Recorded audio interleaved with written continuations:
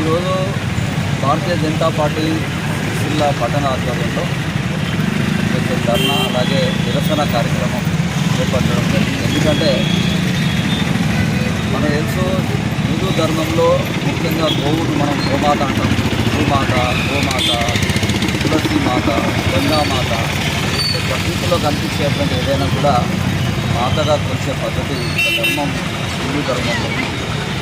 నిన్న రోజు గోరక్షకులైనటువంటి సోను సింగ్ అతని బృందం మనకు తెలుసు ప్రతిసారి మనం యూట్యూబ్లలో లేదా వార్తలలో చూస్తూ ఉంటాం. ఒక లారీ చిన్న వ్యాన్ ఉంటుంది, దానిలో వందలు అంటే 10-20 తీసుకుపోయేటువంటి వ్యాన్లో చిన్న చిన్న గోవులను, బిడ్డలను, దూడలను కూడా వాటిని అమానుషంగా ఒకదాని ఒకటి కుట్టి కొన్ని చనిపోయి కొన్ని వేలాడబడి ఇట్లా రకరకాల హింసతో కూడినటువంటి ఆ రవాణా ఏదైతుందో చట్టబద్ధం కాకుండా చట్ట వ్యతిరేకమైనటువంటి కార్యక్రమాలు జరుగుతున్న తరుణంలో మరి మాకై మేమే హిందూ గోరక్షకులు చాలామంది మొత్తం భారతదేశం అంతటా ఉన్నారు. అదే రకంగా హైదరాబాద్ గుజరాత్ ప్రాంతంలో మరి దాన్ని ఆపడానికి ప్రయత్నం చేసిన సోను సింగ్ బృందం, ముఖ్యంగా సోను సింగ్పై ఆ లారీ ఎవరైతే చట్ట వ్యతిరేకంగా గోవులను తీసుకుపోయే వాళ్ళని ఆపితే ఆయన మీద కాల్పులు జరగడం మరి ఆయనను ఆసుపత్రిలో తరలించడం జరిగింది.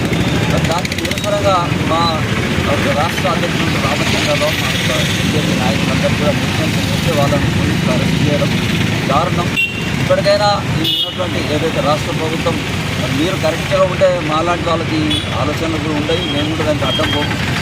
ఏదైతే న్యాయబద్ధంగా ఈ గోమాతను సంరక్షించే కార్యక్రమంలో బీజేపీ విశ్వ హిందూ పరిషత్ మీద వీళ్ళందరూ కూడా ప్రయత్నాలు చేస్తూ ఉన్న తరుణంలో ఉల్టా వాళ్ళ మీద కేసు పెట్టి వాళ్ళని చేయాలా మరి గో సంరక్షకుల మీద పోలీసులు అట్లాంటి వాళ్ళ మీద వాళ్ళు ప్రాణాపాయం నుంచి తప్పించుకోవడం జరిగింది. మరి ఇట్లాంటి సంఘటనలు ముందు పునరావృతం కాకుండా మరి పోలీసులు వాళ్ళ యొక్క చట్టపరంగా వాళ్ళు న్యాయాన్ని గోమాతను రక్షించే క్రమంలో ఒక్కోసారి అంటారు మీరు ఎవరు కూడా అక్కడికి వెళ్ళొద్దు, మాకు ఫోన్ చేస్తే మేమే పట్టుకుంటాం, మేమే వాళ్ళని శిక్షిస్తామని మాటలు మాట్లాడతారు పోలీసు వాళ్ళు. కాబట్టి మరి ఇన్ఫర్మేషన్ ఇచ్చినా మరి వాళ్ళు ఇప్పటికి కూడా సంవత్సరాల తరబడి వందలు కాదు, వేలు కాదు, లక్షల గోవులను తీసుకుపోయి వాళ్ళు మన ఆల్ కబీర్ అనేటువంటి ఏవైతే ఈ గోవగా చేసి వాటిని కోసి అమ్మేటువంటి పెద్ద పెద్ద ఫ్యాక్టరీలు ఉన్నాయి. మరి అట్లాంటి వాళ్ళని చర్య తీసుకోవాలి. ముందుగా ఈ యొక్క గోవులను అక్రమ రవాణా ఏదైతుందో మరి ప్రభుత్వం చొరవ తీసుకొని వాటిని నిరోధించాలని మేము డిమాండ్ చేస్తాం. జై బలో భారత్ మాతా కీ.